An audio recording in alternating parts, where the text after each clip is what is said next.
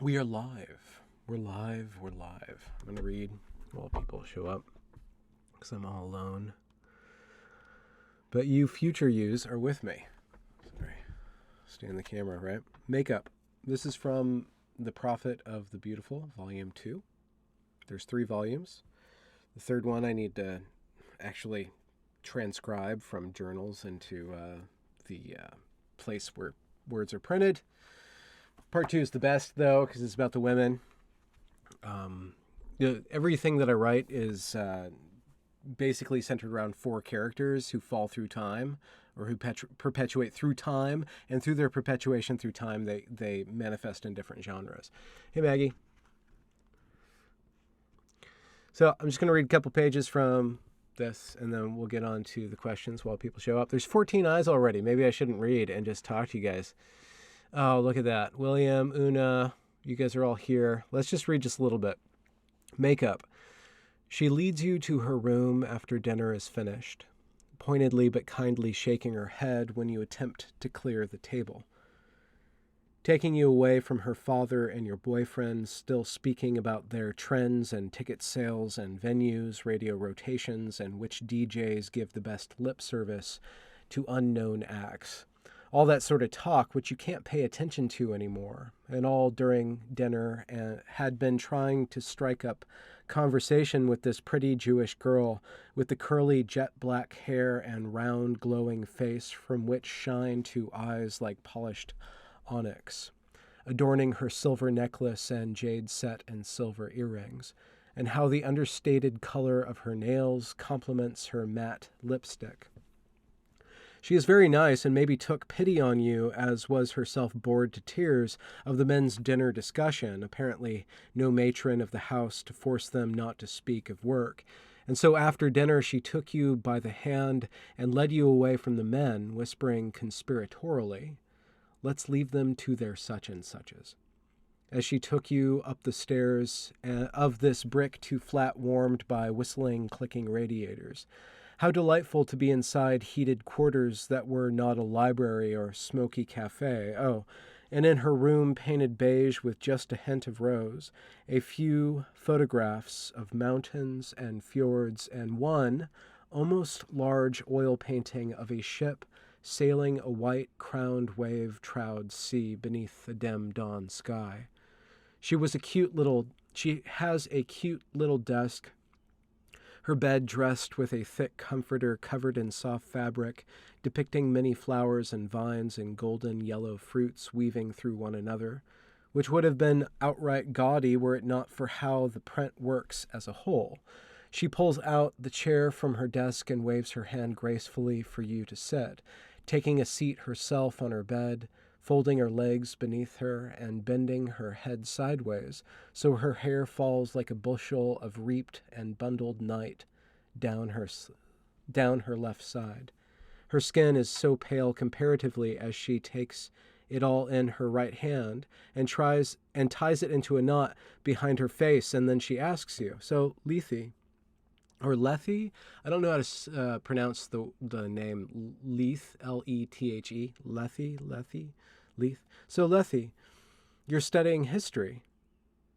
"Yes," you say, your eyes measuring her proportions and guessing she probably has a 34 bust and a 24 waist, just a bit thicker in the middle than you, and substantially more, substantial in the bosom, but you haven't been eating well this winter and could certainly use a few extra pounds, not that any of them would end up in useful places, for that's not how God designed your womanly metabolism. You elaborate, "I was studying mostly romantic poetry, but I got tired of it."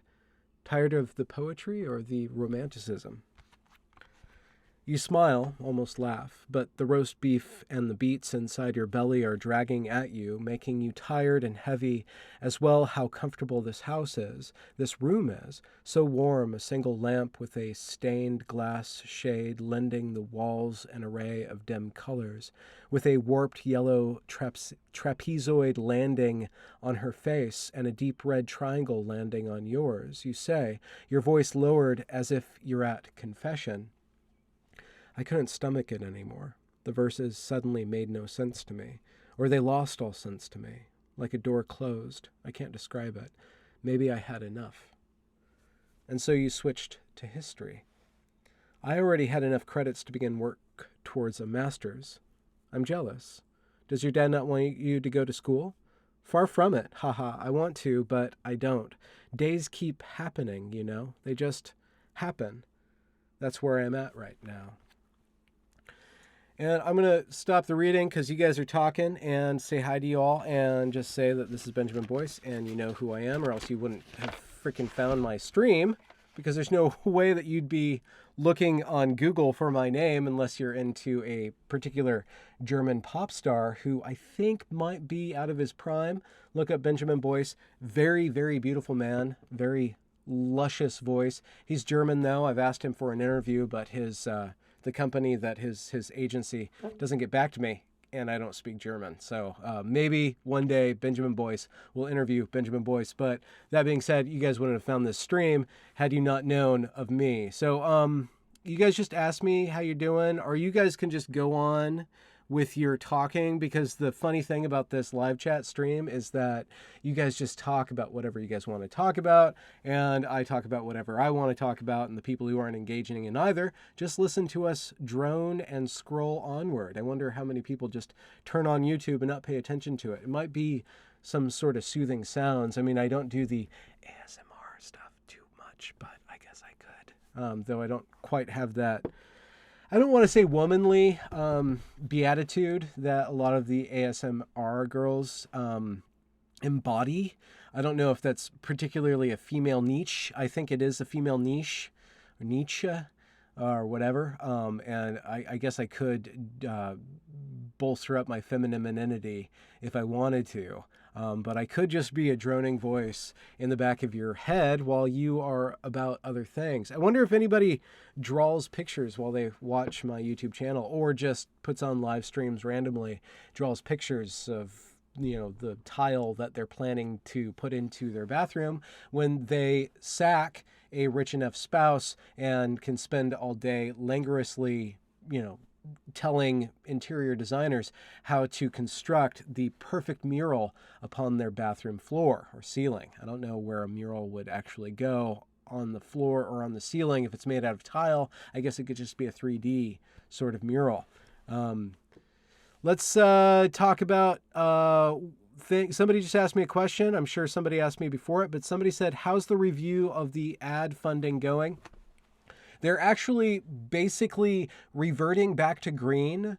About 60 to 75% of the suddenly yellowed videos. So for those who don't know or haven't been keeping up with this very miniature drama, which I am not whining about, I'm just informing people about. I was told that I was whining about it, and that really pissed me off today because I don't think it's that big of a deal.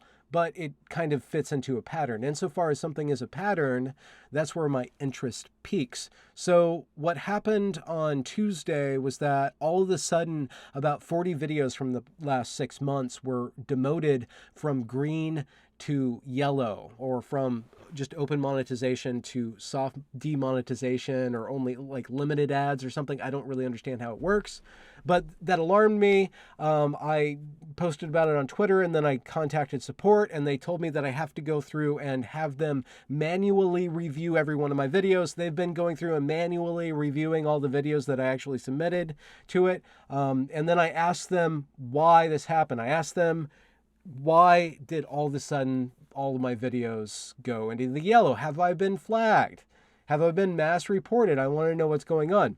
Now, that's one thing, which is kind of, you know, something that I guess we're getting more and more used to, where YouTube kind of just wants to prune down what their content is. We don't know. I'm sure Tim Pool has some theories based more or less on solid data that he has or can share. But as for me, the monetization story is one thing, but what happened was that I looked up on Google using a different account that I hardly ever use to look at Google in a different web browser, right? So it's from the same IP address as my normal account, but from a different account and a different browser, I looked up Evergreen State College and then on Google, and I looked through the search results, and I found that I wasn't in the search results anymore. And the last time I checked, which wasn't that long ago, I was like on the first page. One of my videos was on the first page. And for some reason, somehow, it seems like my Evergreen content has been delisted from Google.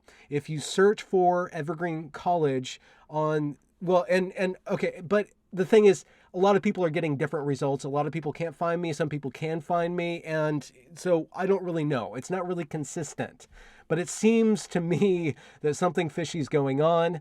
One more thing to add before I wrap up this part of the live stream and you guys ask me another question, or I will be forced to talk about nothing or semi-talk about nothing to keep those people who are drawing plans for a tiled bathroom in the future entertained and not wanting to switch to channel because they are addicted to the sonorous sounds of the voice of voice. What I just wanted to say was that wouldn't it be something if the Evergreen State College hired somebody to go through and get Google to delist me specifically? Because my content is the most dangerous content out there on the Evergreen State College.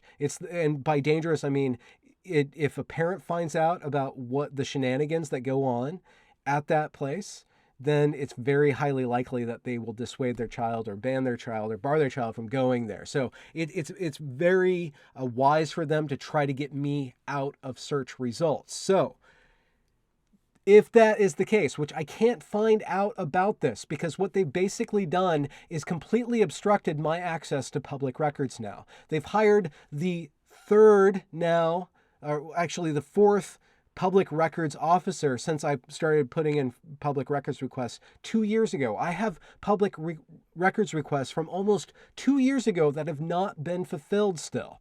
This is a state institution. They are required by law to give me records as speedily as possible. So there's some sort of weird turnover going on there. They just hired another interim public records officer to further slow down people's access to records. Maybe the other one learned something that she shouldn't have known, or maybe she got completely burned out because there's a lot of records that she has to get out there and there's a lot of pressure, or so who knows? I can't look into the box. This state institution has effectively gone rogue.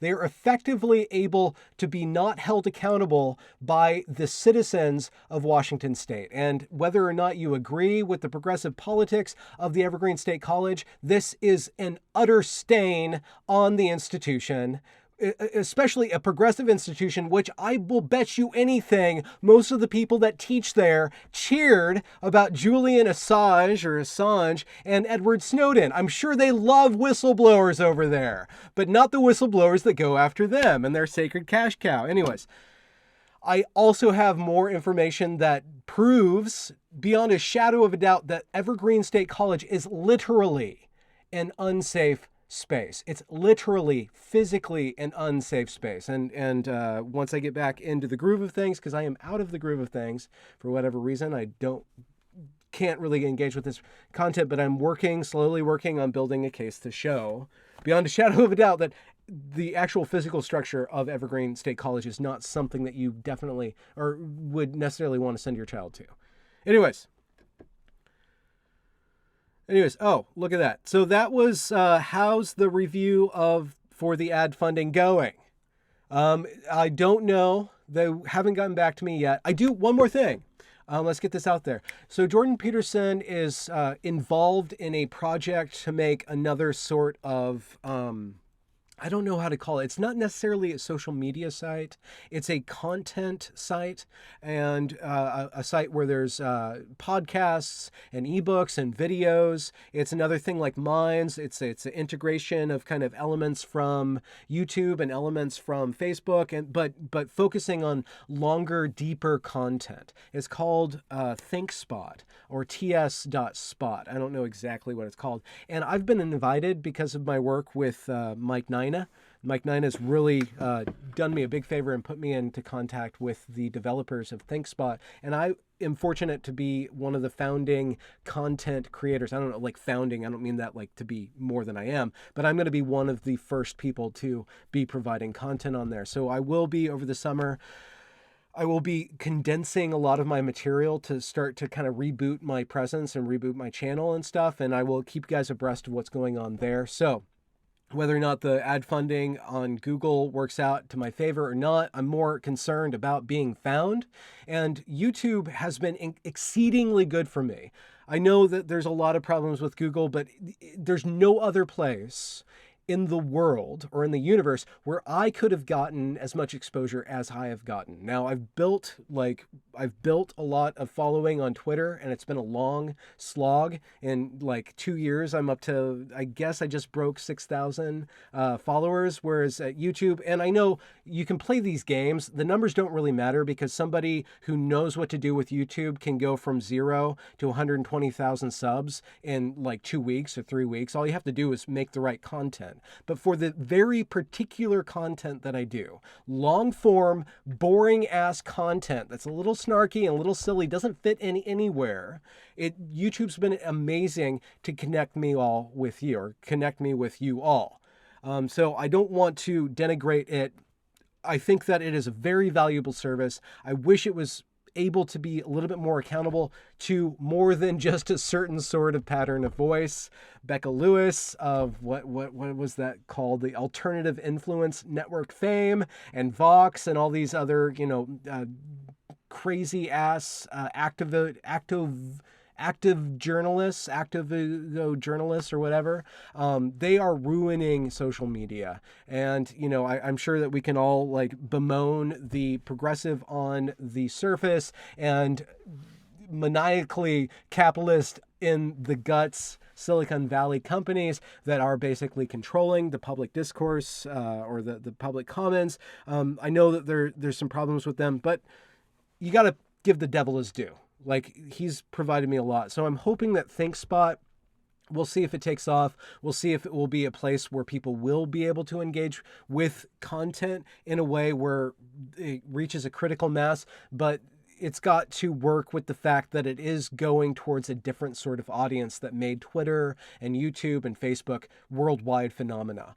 Thinkspot's not going to be a worldwide phenomena. It might be a worldwide phenomena, but it's particularly, it's a high shelf spot. It's a high shelf kind of interaction. And I think that a lot of the people who engage regularly with me will fit in very well with over there. So I think that there's going to be a good exchange of value where I will bring people to them that will interact with the website in the way that the website is being designed to work with. This is Benjamin Boyce, and I'm going to take a breath. You know what? I talked about this last time.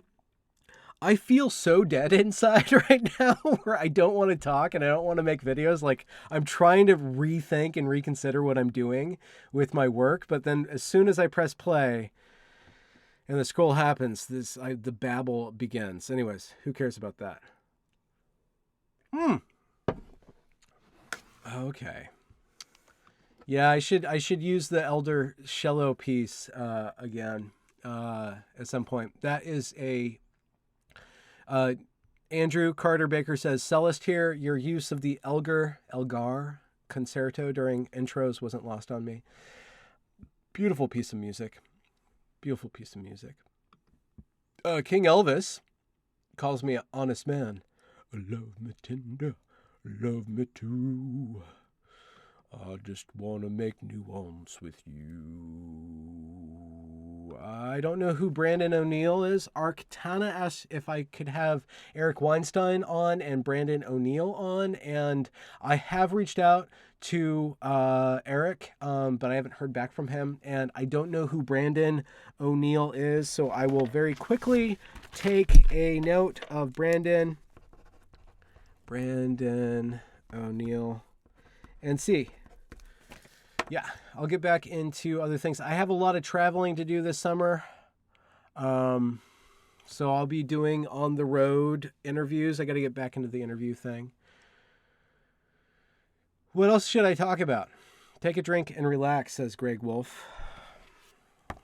I'm going to go back to reading. I know it's boring, but I think it's good prose anyways. Okay, far from it. Okay, so the scene is Leith and Miriam, I think her name is, are in Miriam's bedroom, and Leith asks Miriam, "Do you have a boyfriend?" You ask, regretting the question immediately and hoping she doesn't shut you out for getting too personal too soon. Even though you're in her room. So you reach your hand onto her desk, moving aside hair clips and pens until you arrive at a miniature porcelain ballerina with a blue leotard. You do not hear her answer.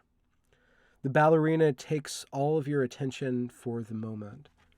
You think of last Saturday and the bar where your boyfriend was playing, and the girl with the low-cut shirt and the smooth skin, how she danced right in front of him, and how her dancing to his music wasn't really a dancing at all. It was a bathing, a basking in his sounds. And then later, when he was making love to you, you kept thinking of her and wondering why you couldn't do that anymore, why sounds and verses did not invite you into them anymore, make you tingle anymore, excite you anymore. There has been a closing off inside you, or else a redirecting. Did your attention simply change channels? Her hand is on your shoulder. She says, "Let's play girls." What? Let's pretend we're back in high school. I will do your makeup. Okay. She walks to her closet, takes out a stool, and brings it over. She has you sit on it. It's just a bit lower than the chair and not at all uncomfortable. She brings a wooden box from a drawer and opens it on her desk, sitting where you had sat. Beneath the box's lid, there lays a beautiful array of glinting glass jars and vials filled with many colors. A white ceramic jar she opens, scooping up some cream and telling you to close your eyes. It's cold, wet, and slimy. But only for an instant. Then it warms to her fingers and your cheeks, chin, and forehead. She gently rubs it into you, then daubs it off with a cotton towel. Your eyes are still cold. That is, they're still closed. She's talking to you, or isn't she? You hear her voice, but it's not talking about anything belonging to here and now. Like a fairy tale, she tells you about a hero swimming across a sea-wide world and coming to a glass tower sticking out from the waves, climbing up that tower to look into its single window. She tells you, even though she can't be telling you this because it makes no sense to where you two are, playing girls. She tells you about how this hero looked into the window of the tall glass tower to see a man collapsed upon the floor there. The man's skin was black and flaking off like ash, the muscles underneath exposed, burning, and his head swollen grotesquely, heavily resting against the floor. The hero entered the room at the top of the glass tower, poking from the sea-covered world, and he took a knife from his belt to cut the cyst growing from the burning man's head. From the cyst poured a great deal of fluid, and then a body, a white body. A body so white that no shadows could land on it. It was female. She was not breathing. The hero punched her in the stomach. She vomited and then took a deep gulp of air. This white, shadowless, colorless woman's eyes were sealed shut.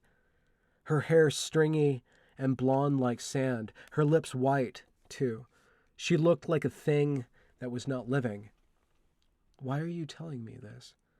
You ask, but she says, or her voice says, you are only sure of her touch on your face right now. Everything else might be a perjuring of your mind, of your ears hearing. Let's take a break here. Did somebody ask me a question? You guys are talking about tech monopolies. Somebody asked about the Evergreen State College. Enrollment for the fall is, I think it's going to change, but I believe it's going to be around 300. It might be, projections say it's going to be 256. It should be in a perfect world, 1,100, 1,200. That's the capacity of the college, but they're down to 300, and we'll see if they're able to turn that around. I don't think they'll be able to turn that around, but they're doing everything they can to scrub the world of their stens. Instead of actually repenting for what they've done, they've scrubbed the world of evidence of wrongdoing. And as for Eric Weinstein, I will do some more research into Eric Weinstein, and I will ask if Brett will ask Eric to have me on. What beer am I drinking tonight? Descender. Oh, can you see that?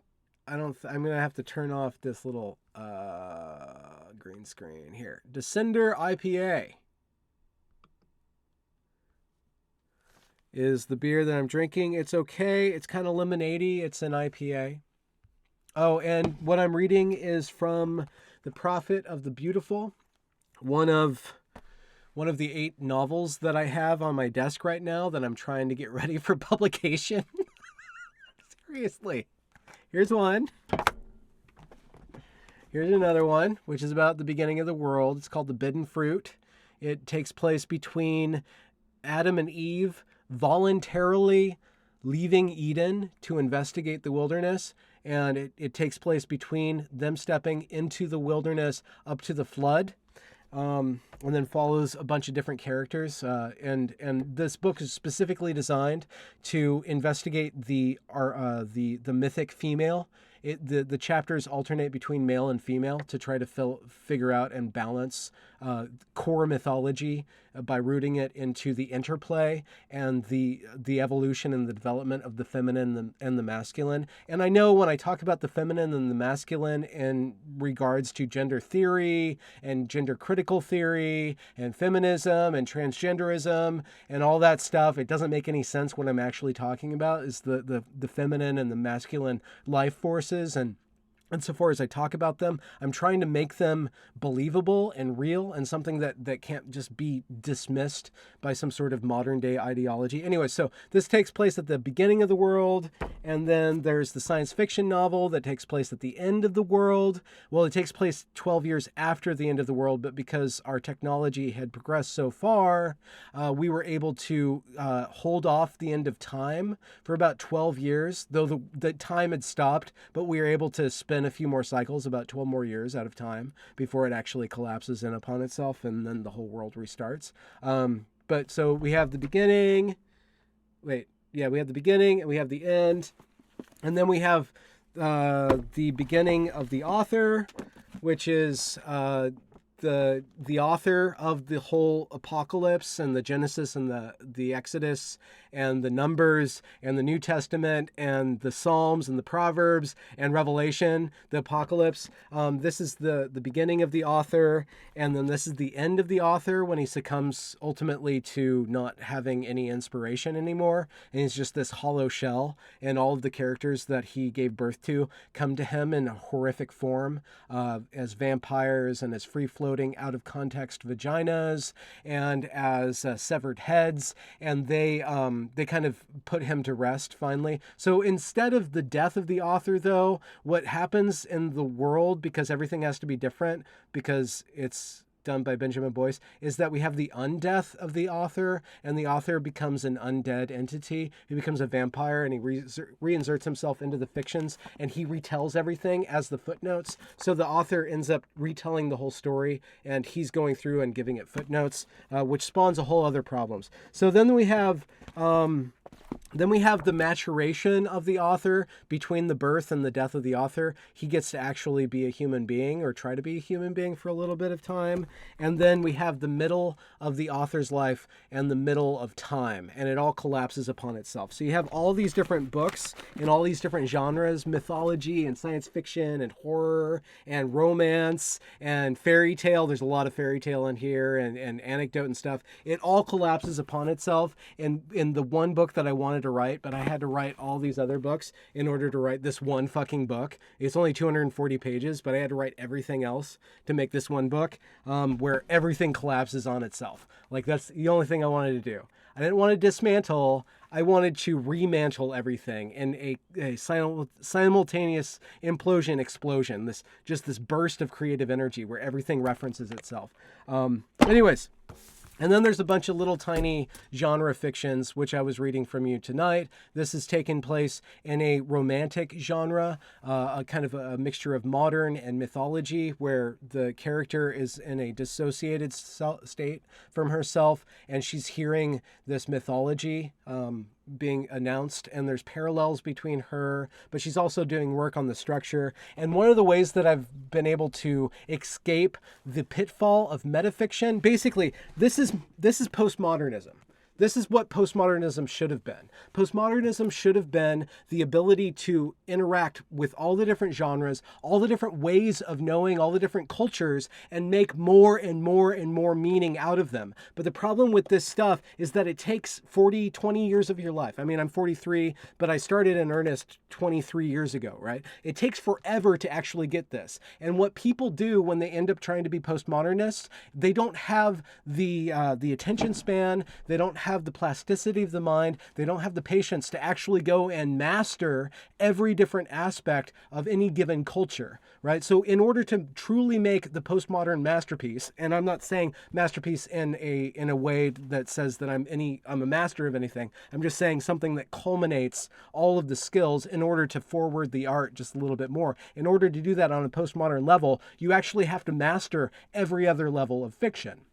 And metafiction and philosophy and prose, every instance of literature needs to be mastered before you can put it all together into one coherent and yet super coherent whole, right? Not incoherent. But anyways, what I'm trying to say is that the problem with postmodernism is that most people want to take a shortcut. And so they find a super narrative that collapses every other narrative into a single narrative. So with regards to applied postmodernism, with all the different grievance studies, they've taken this one super narrative, which is the oppressor and the oppressed, and they've collapsed every other culture and every other instance of human interaction into that one story. What the problem that happened to literature when it got to the postmodern level was that it succumbed to one masterful, not just a story, but an attitude. This attitude kind of seeped into literature at some point towards the end of the last century,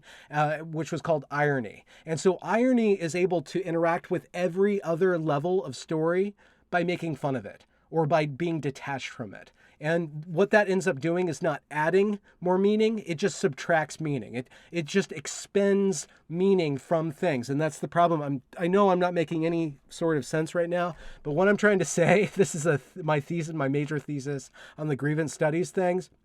We look at all these cultural institutions, the New York Times, Nature Magazine, all these different powerful institutions, like academia. They're infiltrated by these people who think they have the master narrative, right? But they don't actually master every other aspect of the academy, every other aspect of news. They reduce it all down into one freaking story or one sort of narrative, which ends up expending all the potential, all the gathered authority is expended into these stupid ass statements like there's no such thing as gender, there's no such thing as sex, or there's no binary of sex, or whatever statement that you want to say.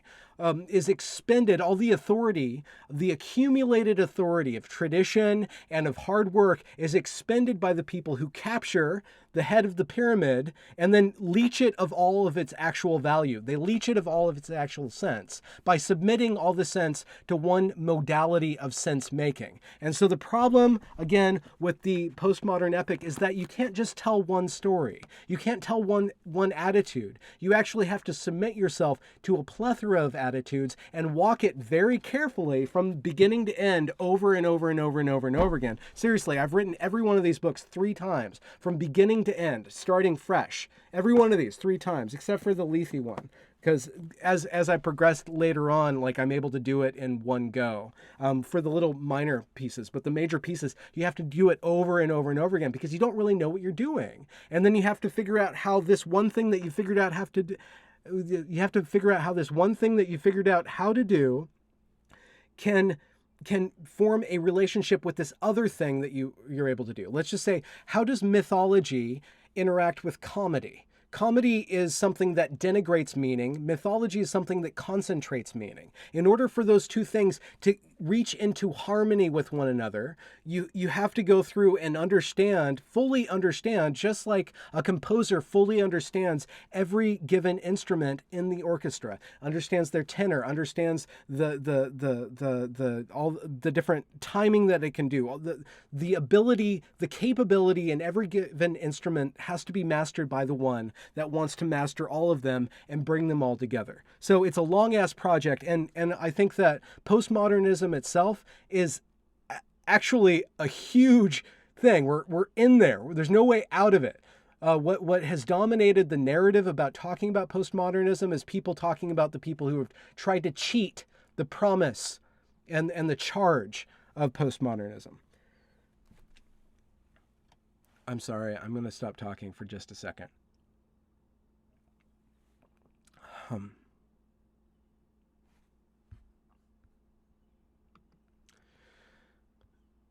Somebody has a shirt.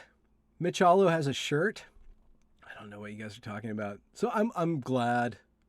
We're just in like this rowdy bar. And I'm the only one making sounds, but I'm not the only one making sense.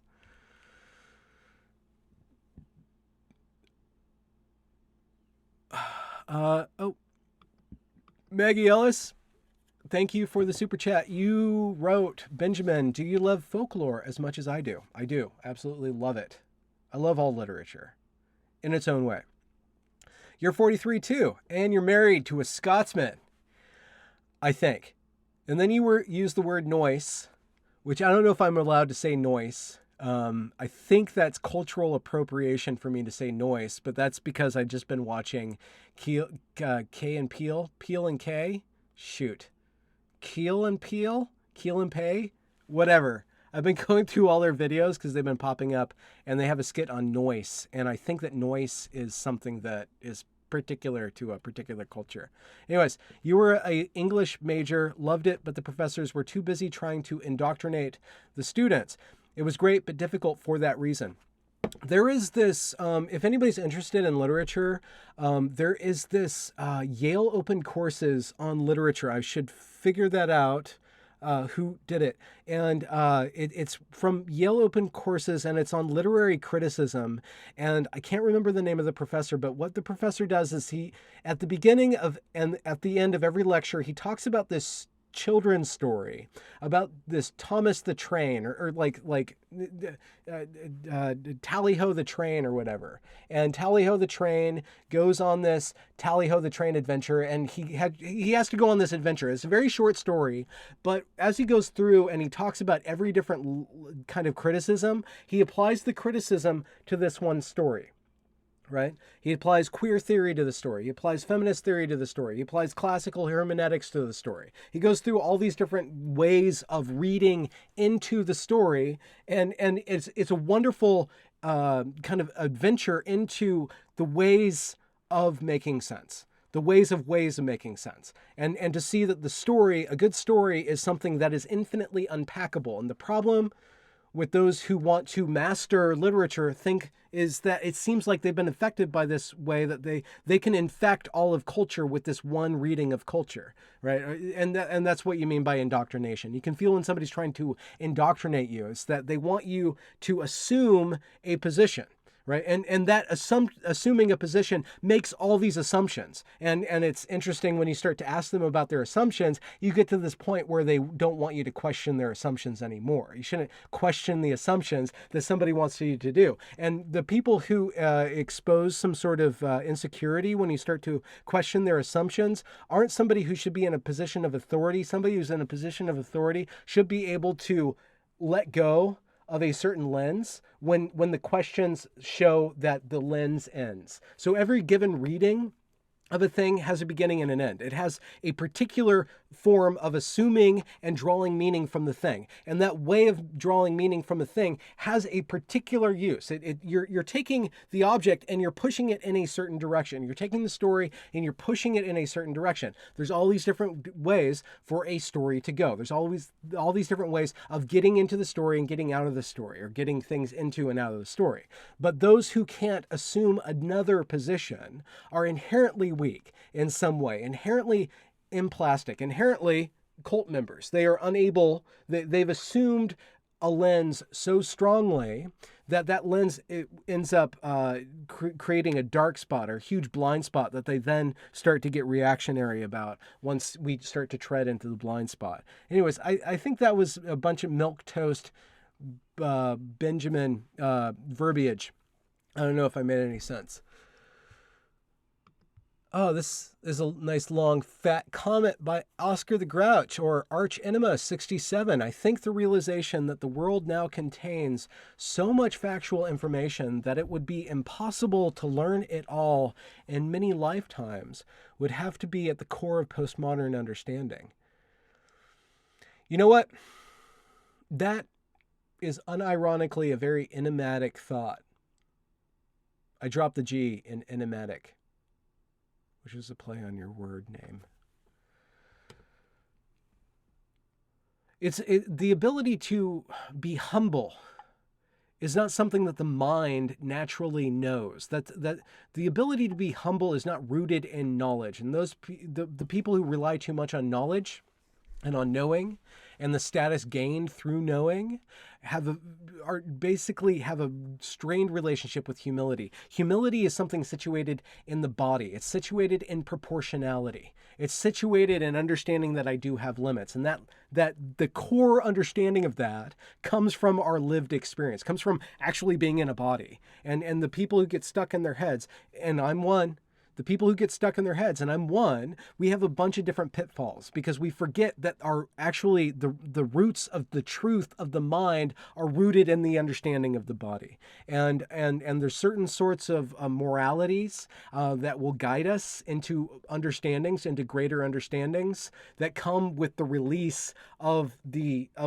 assumptions of the mind and go back into the deeper, more experiential truths.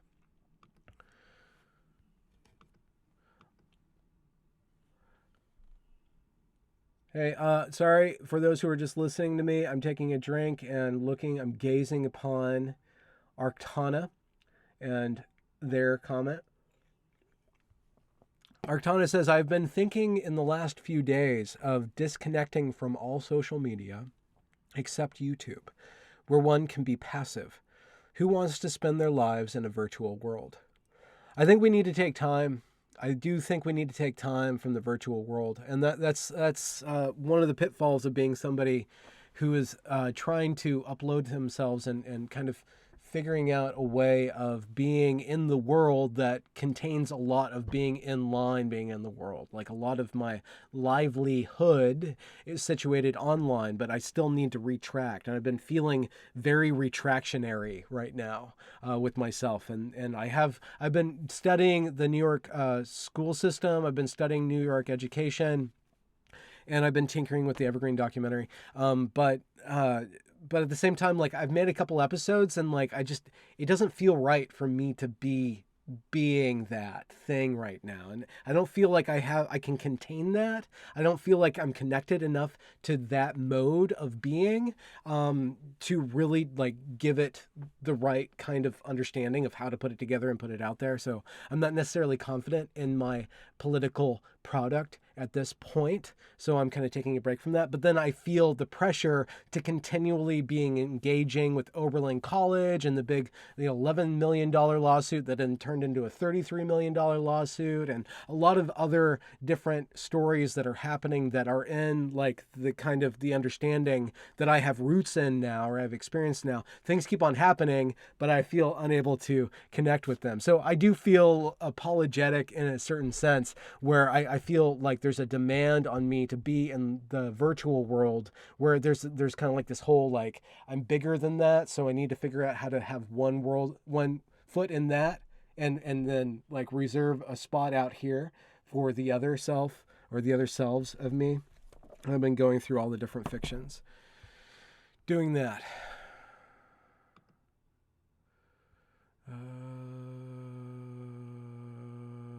Maggie, can you contact me on the Twitter? We can set up a call or something like that.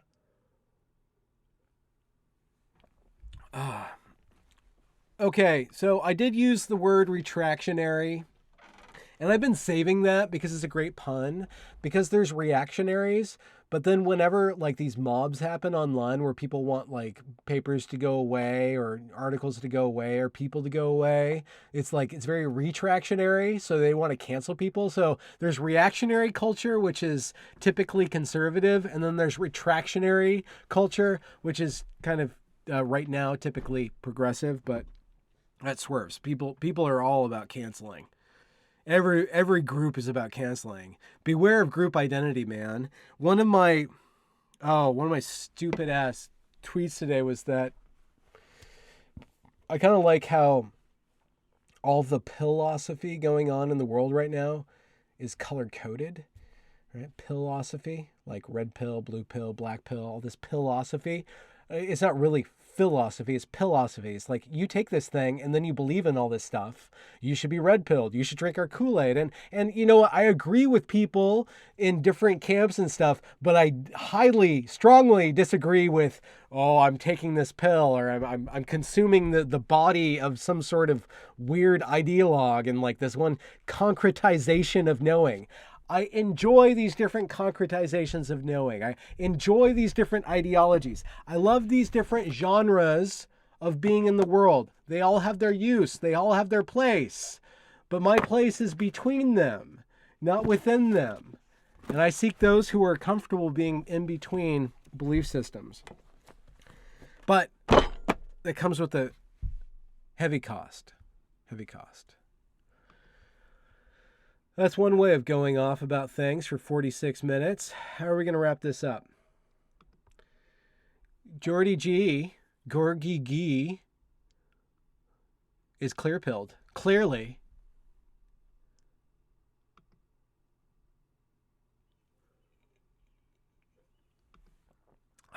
Maggie, it is. Maggie, I'm really sorry to disagree with you. But your statement, I'm sorry. Maggie says red pill is not about choosing a side. Insofar as the red pill is about anything, it's headed in a certain direction. And it's good to go in a certain direction, but I reserve the right to go in a different direction, right? So insofar as anything is about something, I reserve the right to use that as a tool, not to assume the whole identity. That's my only point. I'm sorry to criticize you or to go against you publicly like that. But that's just my little point. Gracie Z super chatted me. Gracie. Oh, hey, Grace. Okay. Your writings make me wish I could write opera, because that's the only musical form I'd feel would do it justice. Keep writing. Thank you, Gracie. Yeah, I don't like talking about my writing because it's just something I want to write and then die so I don't have to defend it. Because it's so fucking pretentious. I mean, who the fuck tries to do this shit? I'm really embarrassed by this stuff. At the same time, I love it. Anyways, but I pardon for saying this for people who understand how pretentious this is. I apologize beforehand for saying this. This is literally a gesamt Kunstwerk. This is a total work of art. It is a symphony of the different genres. That is what it is. And that gesamt Kunstwerk comes from Wagner, who was very influential on Nietzsche. Nietzsche was very influential on me. So insofar as Wagner influenced Nietzsche, I want to do good with what Nietzsche did and then resurrect and overstand Nietzsche by producing an uber work of art, an uber work of fiction. It fails at every fucking level. And insofar as it does succeed, it succeeds in failing at everything. You know what? Because that's what you do. If you can't succeed, just fail in the most spectacular fashion possible. And with that, We're going to read another excerpt from The Prophet of the Beautiful, Volume 2, which is part of Alias to Dream. Oh, man. Oh, no. Oh, man. I don't know if this is going to make any sense. Okay. Yeah, we'll just skip ahead across the myth and finish the chapter back in Letha. So there's two women in a room. They're in their mid-20s. Letha, I need to figure out how to pronounce that, is the character in the second person, and her face is being made up by Miriam, who's this in this incarnation. She's this Jewish female, and she's got this long, sumptuous hair and this very pale skin, and she's applying makeup to Lethe. But Lethe she's out of herself. She's just watching herself. And that's why it's in second person. Her voice has receded, or the voice has. And you open up your eyes. She has positioned a mirror before you, and you are looking at your face. You are shocked by the beauty of your features. How flush your cheeks look, how full your lips, how sharp your eyes have been shaped by her paint's application. How well sculpted your eyebrows by her scissors trim. You smile. Your foremost crooked tooth gapes a miniature window of darkness beneath your lips. And somehow the pretty Jewess has foreseen and planned for this, having drawn a beauty mark on your left cheek to form a complement for your imperfect smile. Not a symmetry exactly, but an artful unsymmetry, making of your imperfect smile something more than perfect, almost, something that might captivate and be captivating, wanted even. What is it with poetry that it lost you of a sudden? Had your poetic ear and interest, your poetic sympathy vanished, or had it been transferred to take in other parts of life? Not history, really, not facts and the arrangement of facts into chronicles of happening like the ordered steps of a babbling tower, but behind history.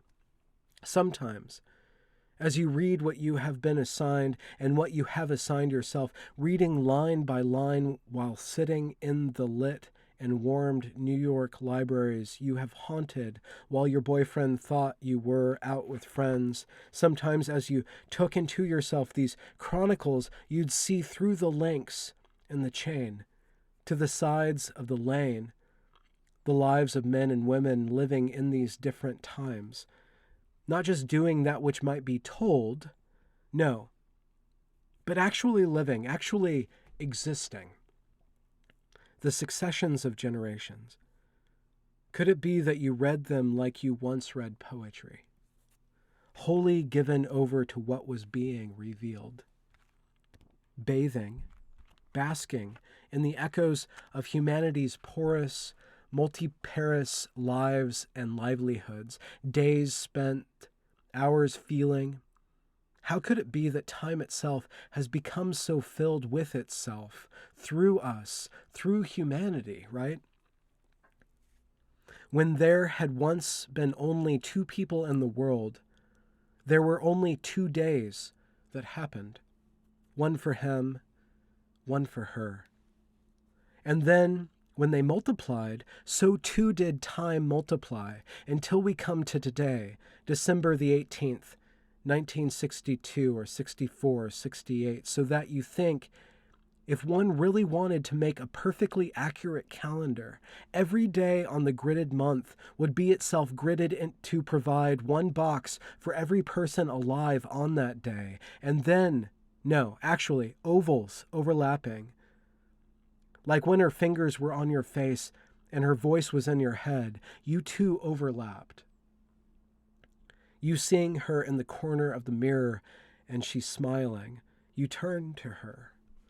What are you thinking? She asks you. You say, you have a talent for making beautiful things, or making things beautiful. No, she shakes her head. Things are always already beautiful. It is the fault of the eye that it needs things simplified to see it so. She stands and moves toward you from very far away, and yet she's right here, placing her left hand on your left shoulder and bending down until her chin is gently resting on your right shoulder, both your faces aligned within the mirror. Look, she smiles, her eyes sharpening. There are 4 faces now, and 2 of them are body parts, and 2 of them are images. Perfect images, but dead, and living bodies, but imperfect. A curly strand of her thick black hair is brushing against your cheek. You like how kind her touch is. The eyes are the windows to the soul. That is how the saying goes, but usually it is read in only one direction, from the direction of those who look at the eyes.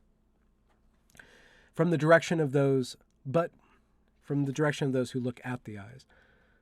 But what about the soul that looks out the eyes, that takes the world in through those eyes?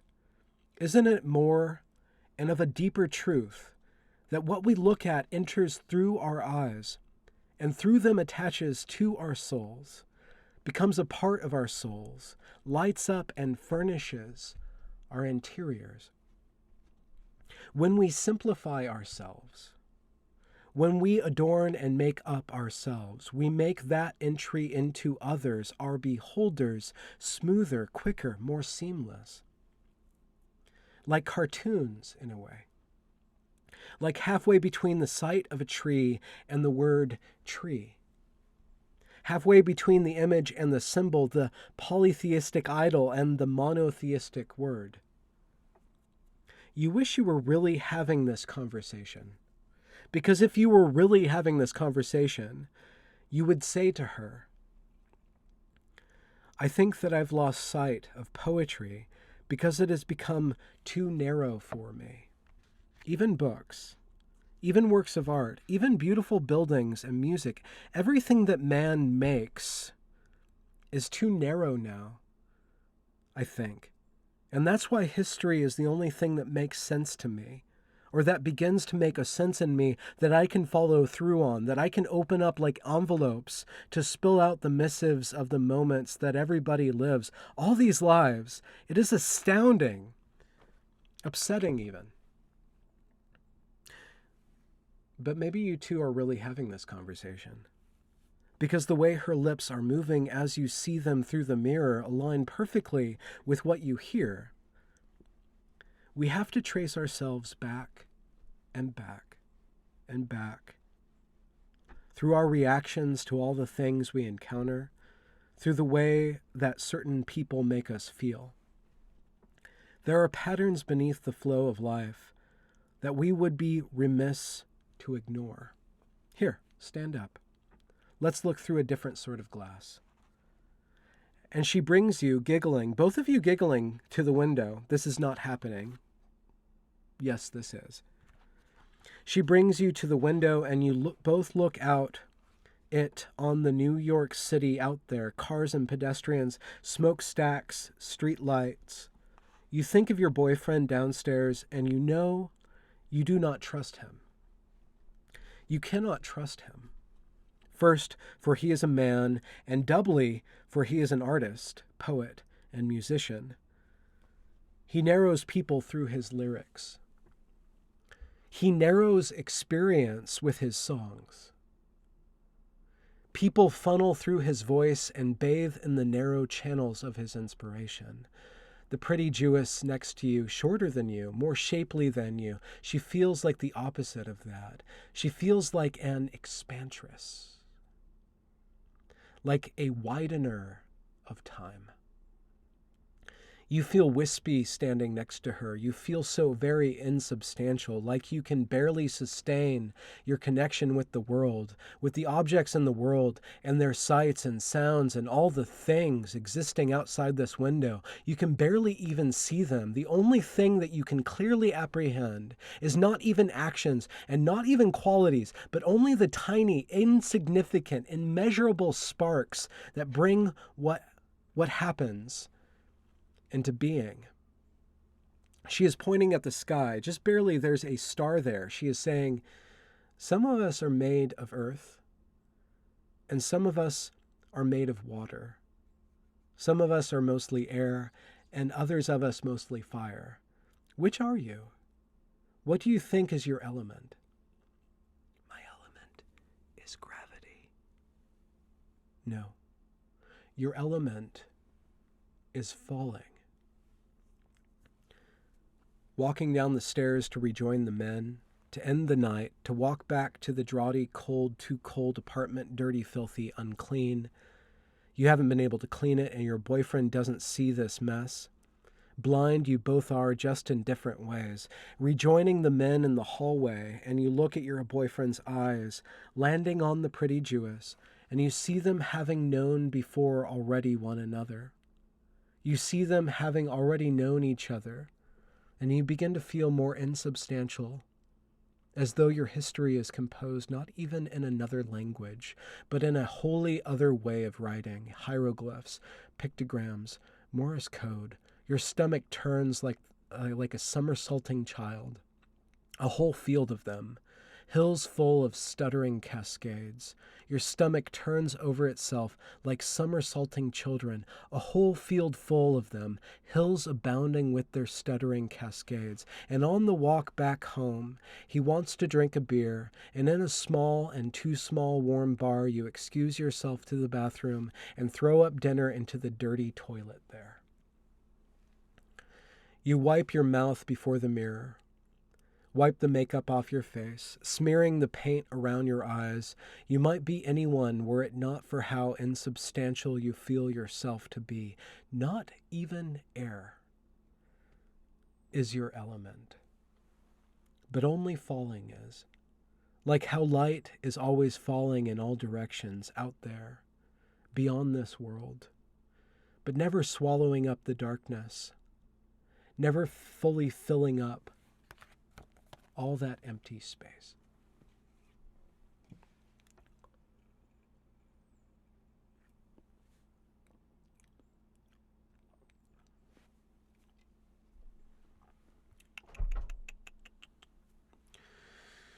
That's about it. What did I miss? We're going to wrap it up there. I think I'm not receiving all the notifications that are being thrown my way. Anyhow, follow me on Twitter at Benjamin Arthur Boyce.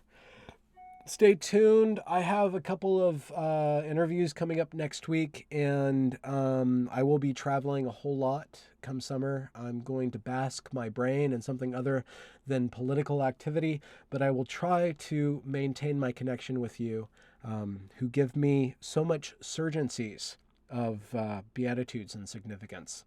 I think we should wrap it up here. There's this fade button. I'm going to press finish, and then we're going to fade to black. I can't finish. I can't say anything after that. Writing those chapters, this book right here, I don't remember writing this at all. I remember hearing the voice of the first character, but I don't remember writing this at all. This is something that just happened. And so whenever I interact with it, it's like something alien to me, and it puts me in a completely different space. It's interesting. Be productive. Create things. You never know what might come out of you. Have a good night.